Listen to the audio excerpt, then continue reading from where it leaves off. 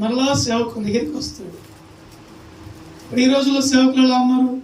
ఒక సేవకుడిని బట్టి ఒక సేవకుడు విమర్శిస్తున్నాడు, ఒక సేవకుడు అంటే ఒక సేవకుడు సులకనగా మాట్లాడుతున్నాడు, ఒక సేవకుడు ఆ సేవకుడు అంటే కోపడుతున్నాడు, ఒక సేవకుడు ఆ సేవ చేసే సేవనే కాదంటున్నాడు, అసలు వాడు చెప్పే వాక్యమే కరెక్ట్ కాదంటాడు. వింటున్నారా?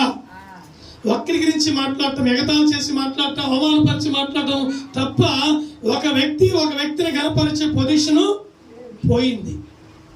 వింటున్నారా?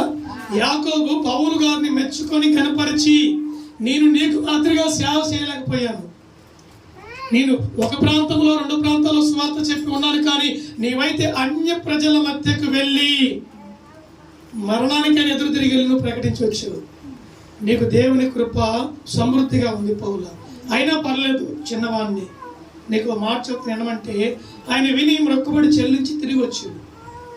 తప్పే